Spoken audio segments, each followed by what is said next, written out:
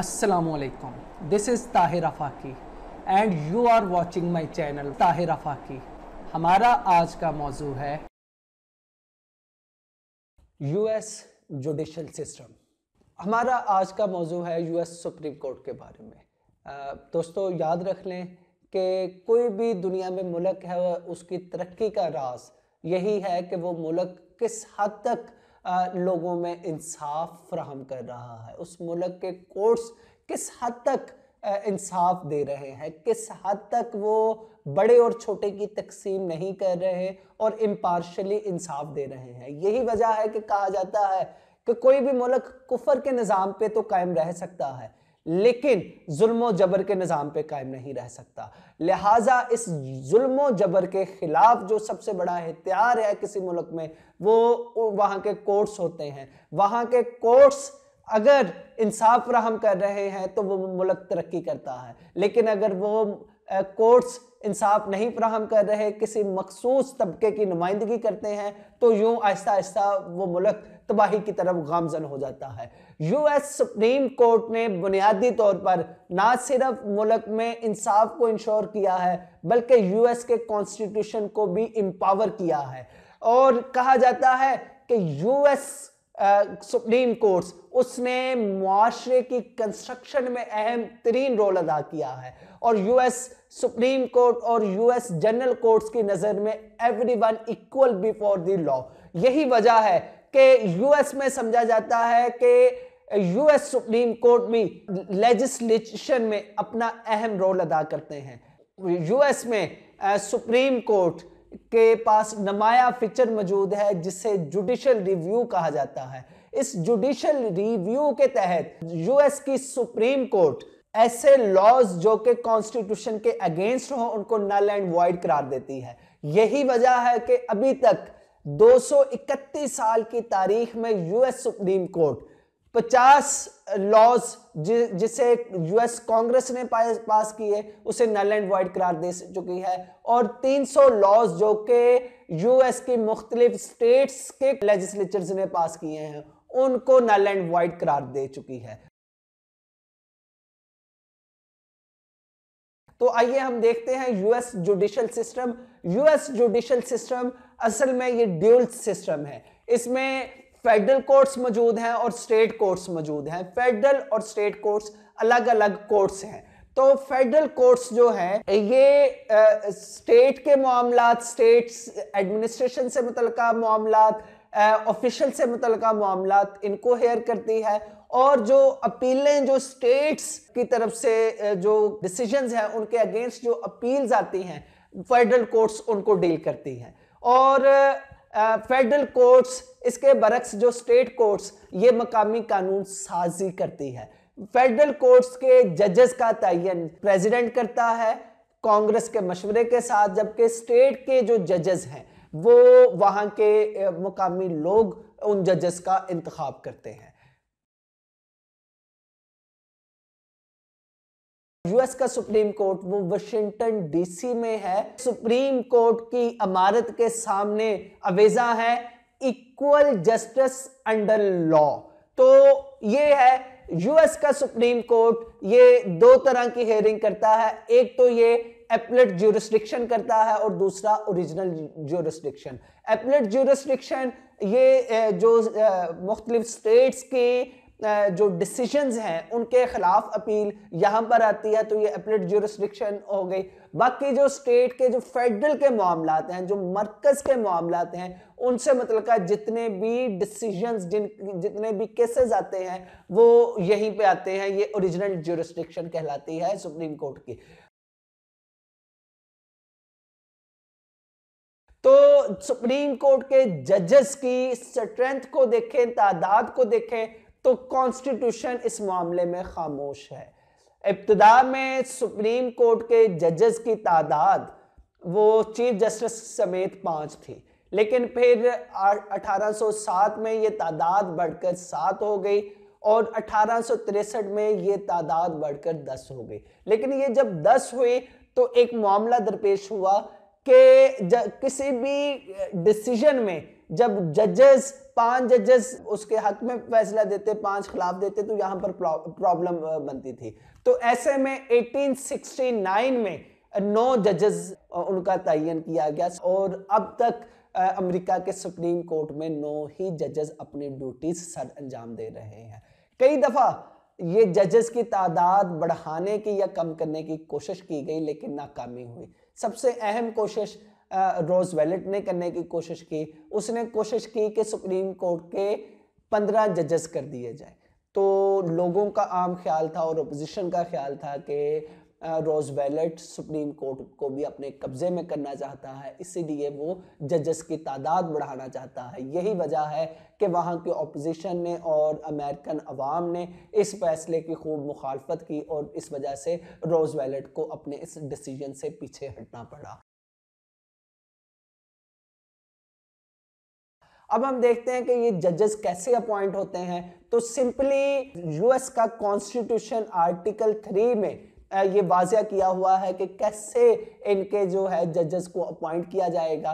President Congress की approval के साथ सुप्रीम कोर्ट के जजेस को अपॉइंट करेगा और ये जजेस 10 साल तक अपनी सर्विसेज यहाँ पर सर अंजाम दे सकते हैं।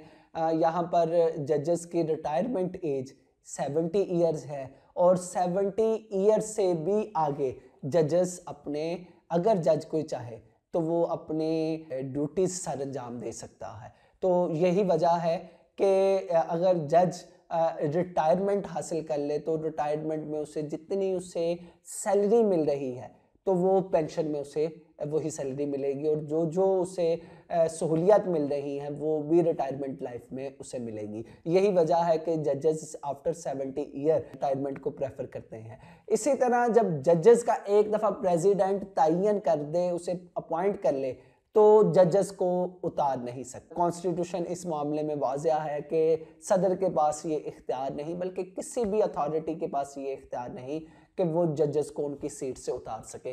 यही वजह है कि अमेरिका में सुप्रीम कोर्ट के जजेस के पास सिक्योरिटी ऑफ जॉब होती है, इसलिए वो निडर होकर, बेबाक होकर अपने फैसले देते हैं। और यही वजह है कि यूएस तरक्की कर रहा है, यूएस आगे बढ़ रहा है। सुप्रीम कोर्ट के जजेस हैं अपनी ड्यूटीज को किस तरह सर अंजाम देते हैं। ट्यूसडे, वेडनेसडे और थर्सडे को ये हियरिंग करते हैं, केसेस की समाअत करते हैं और फिर फ्राइडे और सैटरडे को सिर्फ डिसीजंस देते हैं। 9 जजेस में से 6 जजेस का होना किसी भी केस के लिए ज़रूरी है। किसी भी केस का जो फैसला है उसका फैसले का आगाज़ जूनियर जज से स्टार्ट होता है और सुप्रीम कोर्ट के फैसले हतमी हैं, इनको कहीं भी चैलेंज नहीं किया जा सकता। जो भी यहाँ पर फैसला होगा वो हतमी होगा। हाँ, अगर इनके खिलाफ अगर थोड़ा बहुत अगर कोई रेमेडी कहीं से मिल सकती है तो वो प्रेसिडेंट है। प्रेसिडेंट से अगर किसी को सजाए मौत हुई है, किसी भी तरह की कोई सज़ा हुई है, तो उसकी सज़ा में तखफीफ भी कर सकता है और उसे माफ़ भी कर सकता है। सदर के पास ये इख्तियार मौजूद है।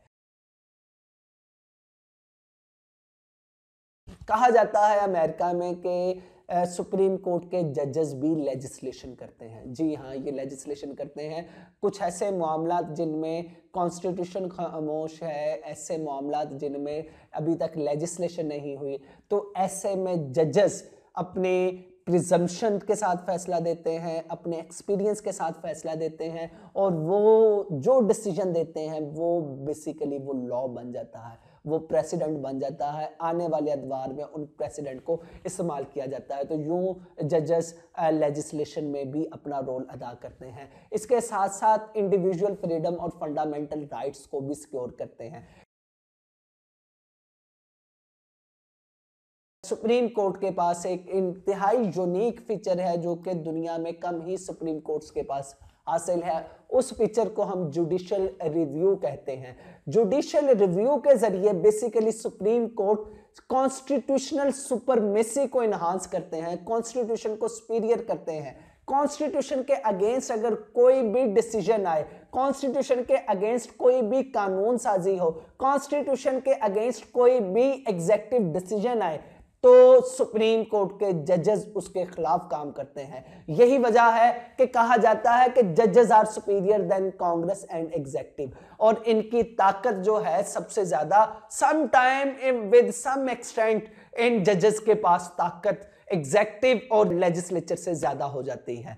तो जुडिशियल रिव्यू क्या है? सिंपली इसे डिफाइन किया जाता है, judicial review is to check the constitutionality of law इधर अकॉर्डिंग टू कॉन्स्टिट्यूशन और नॉट। तो कॉन्स्टिट्यूशनैलिटी किसी भी लॉ की चेक की जाती है कि जितने भी लॉज बने हैं आया कि वो कॉन्स्टिट्यूशन के मुताबिक हैं कि नहीं, आया कि कोई भी लॉ वो फंडामेंटल राइट्स के अगेंस्ट तो नहीं है, कहीं इंडिविजुअल फ्रीडम को कर्टेल तो नहीं कर रहा। तो ये ऐसे में जुडिशरी अपना रोल अदा करती है। तो ये असल में जुडिशियल रिव्यू एक कन्वेंशन है, जस्टिस जॉन मार्शल से इसका आगाज हुआ और उसके बाद ये तकरीबन सुप्रीम कोर्ट में का ये बुनियादी फीचर बन गया कि कांग्रेस के लॉज को देखना है, उसे ओवरव्यू करना है एज अ वॉच डॉग कि कोई भी लॉ कॉन्स्टिट्यूशन के अगेंस्ट ना हो। इसका बुनियादी तौर पर आगाज जो है जुडिशियल रिव्यू का जस्टिस जॉन मार्शल से हुआ। जस्टिस जॉन मार्शल के पास एक केस आया जिसे मरबरे वर्सेस मेडिसन केस कहा जाता है। ये असल में ये केस था 1801 में प्रेसिडेंट एडम ने मरबरे को जस्टिस ऑफ पीस अपॉइंट किया था, लेकिन इससे पहले कि वो इसके लिए अपॉइंटमेंट लेटर इशू करता तो उसकी टर्म खत्म हो गई। नया प्रेसिडेंट जेफरसन आया, उसने अपने सेक्रेटरी ऑफ स्टेट मेडिसन को अपॉइंटमेंट लेटर जारी करने से रोक दिया। तो मरबरे ये अपना केस लेकर सुप्रीम कोर्ट के पास आया और सुप्रीम कोर्ट को बताया कि according to judiciary act 1789 section 13 उसके मुताबिक सुप्रीम कोर्ट के पास ओरिजिनल ज्यूरिसडिक्शन का इख्तियार है, और उसके मुताबिक उसने कहा, उसने मैंडामस रिट फाइल की और अपने अपॉइंटमेंट लेटर जारी करने के लिए कहा। तो ऐसे में सुप्रीम कोर्ट के जज जस्टिस जॉन मार्शल ने देखा कि यूएस का कॉन्स्टिट्यूशन आर्टिकल 3 सेक्शन 2 के मुताबिक तो यूएस सुप्रीम कोर्ट के पास ओरिजिनल ज्यूरिसडिक्शन का इख्तियार नहीं। तो ऐसे में उसने जुडिशरी एक्ट 1789 को नल एंड वॉइड करार दिया, क्योंकि जब एक लॉ कॉन्स्टिट्यूशन के अगेंस्ट आएगा तो उस लॉ को नल एंड वॉइड करार दे दिया जाएगा। तो ऐसे में सुप्रीम कोर्ट ने जुडिशियल रिव्यू का सिलसिला शुरू किया और उसके बाद अमेरिका में अब तक तकरीबन 50 से ज्यादा उनके लॉज को नल एंड वॉइड करार दिया जा चुका है और तकरीबन 300 से ज्यादा स्टेट्स के लॉज को null and void supreme court करार दे चुका है।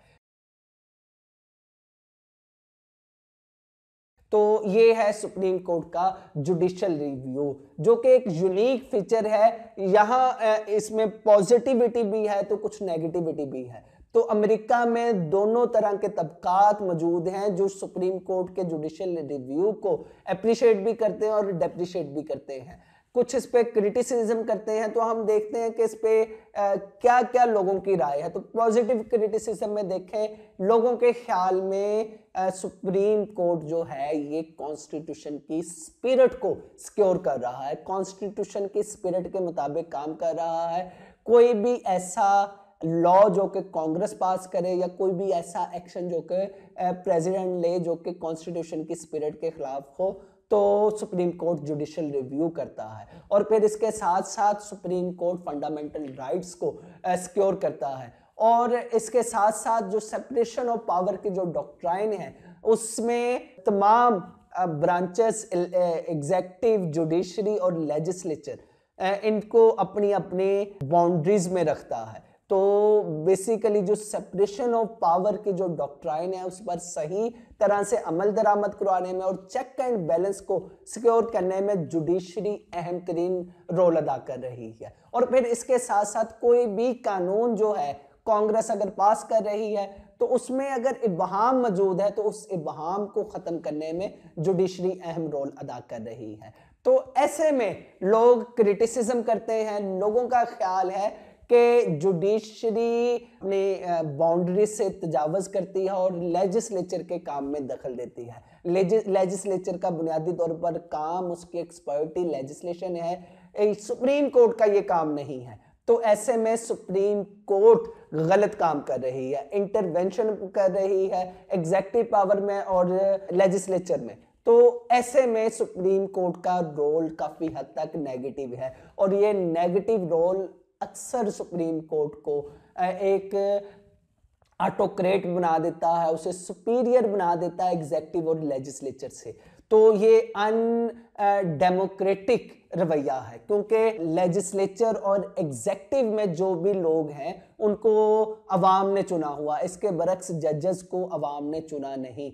लिहाजा जजेस के पास ये हक नहीं है कि वो लेजिस्लेचर को या एग्जेक्टिव को डायरेक्शन दे। यही वजह है कि लोग जुडिशियल रिव्यू पे इस हद तक तनकीद करते हैं। फिर लोगों का ये भी कहना है कि जुडिशियल रिव्यू की वजह से लेजिस्लेचर, कांग्रेस इररिस्पॉन्सिबिलिटी शो करता है लेजिस्लेशन में। क्यों? क्योंकि उनको पता है कि अगर हमारे लॉ में कोई भी सिकम हुआ, लॉ मेकिंग में कोई भी सिकम हुआ, तो उसे जुडिशरी रिकवर कर लेगी, उसे कवर कर लेगी। दैट्स वाई इररिस्पॉन्सिबिलिटी उनकी तरफ से बढ़ जाती है। और फिर कुछ लोगों का ये भी कहना है कि कुछ तो जुडिशरी ऐसे लॉज को भी नल एंड वॉइड करार दे देती है जो कि पब्लिक की फलाह व बहबूद के लिए हो।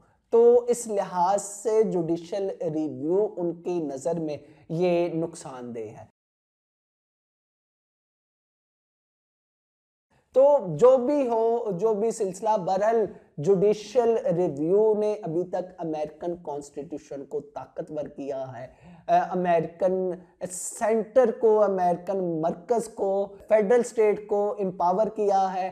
तकरीबन तमाम यूएस की स्टेट्स को मरकज पे लेके आई हैं। मरकजी हुकूमत को जो है वो उसकी पावर को, उसकी स्ट्रेंथ को शो किया है, और कॉन्स्टिट्यूशन की सुपरमेसी को इंश्योर किया है। तो यही वजह है कि यूएस सुप्रीम कोर्ट के बारे में कहा जाता है कि वो गार्डियन ऑफ द कॉन्स्टिट्यूशन है, और आम लोग और यूएस की रियाया के फंडामेंटल राइट्स को प्रोटेक्ट कर रहे हैं, इंडिविजुअल फ्रीडम्स को सिक्योर कर रहे हैं, और इसमें अपना अहम रोल अदा कर रहे हैं। और इसके साथ साथ doctrine of separation of power को जो है उसकी इम्प्लीमेंटेशन में अहम रोल अदा कर रहे हैं, चेक एंड बैलेंस रख रहे हैं। Power turns to corrupt absolute power, corrupts absolutely, उसको चेक कर रहे हैं, उस पर चेक रख रहे हैं। यही वजह है कि यूएस सुप्रीम कोर्ट की वजह से आज यूएस इंतहाई ज्यादा ताकतवर हो चुका है और यूएस दुनिया पे रूल कर रहा है।